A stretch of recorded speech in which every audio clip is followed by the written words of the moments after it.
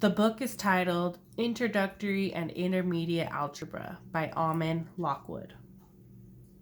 I'll start off by reading the title, Section 7.1 Common Factors. Objective A, to factor a monomial from a polynomial.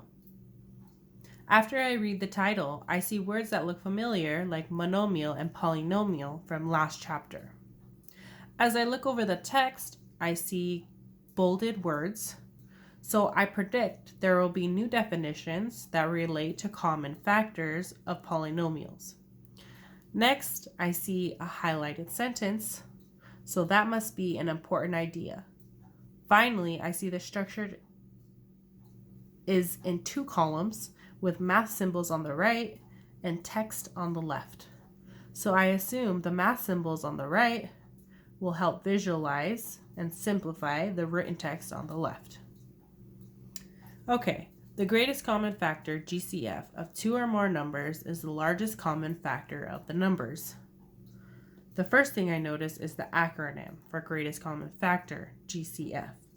Next, I know what greatest means, largest. I know what common means, the same, but I have forgotten what factor means. Let's see if I can use context clues to figure it out. So for example, the GCF of 9 and 12 is 3. I know that 3 goes evenly into 9 and 12. So I can infer that GCF must mean the greatest number they have in common.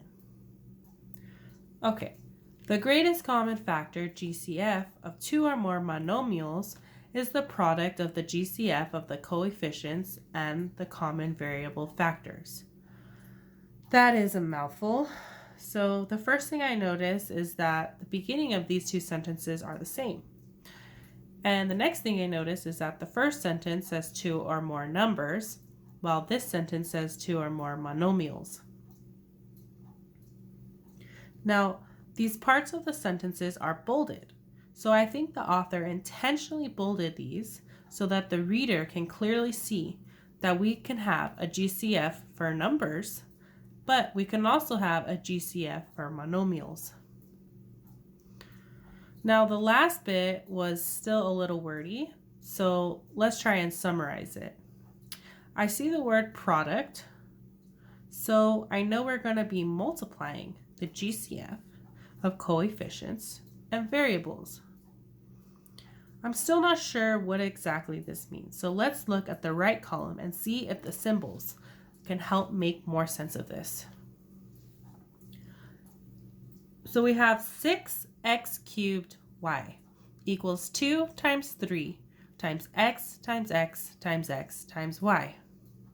So we are breaking down 6x cubed y into small pieces. Imagine our body's building blocks. We know these are called atoms, and they are the smallest pieces that make us up. This is the same idea for factors. They are the smallest pieces that make up a monomial. Okay, so now we have 8x squared y squared equals 2 times 2 times 2 times x times y. So we broke down 8x squared y squared into its smallest pieces. Now I notice some of the numbers are highlighted in blue. As I look further, I see that there is 1, 2 x's, and 1 y that are highlighted in blue from each monomial. Then, as I read more, I can see that it says that the GCF is equal to 2 times x times y.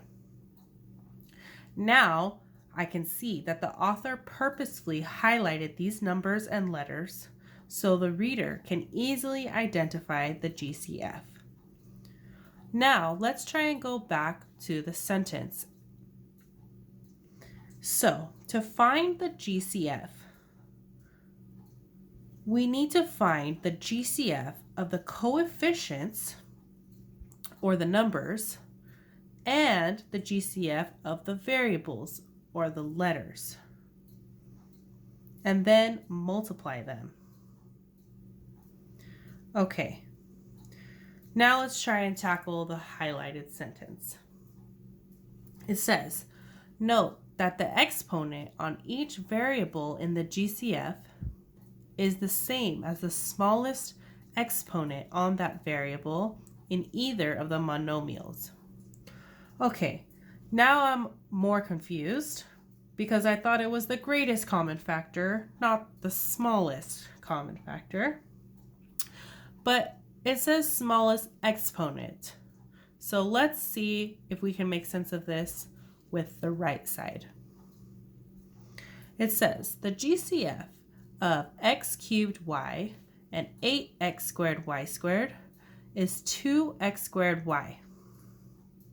Right away, I notice that some letters and numbers are highlighted in blue again. It seems that they're representing the GCF. Here I have x squared, here I have y.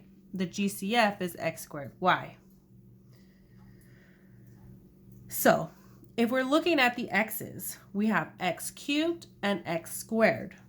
To find the GCF, we choose the x with the smaller exponent, which would be x squared in this case. So the GCF is x squared for the x variable. Now looking at the y variable, we have y and y squared. The one that has the smaller exponent is y. So the GCF for the y variable is just y.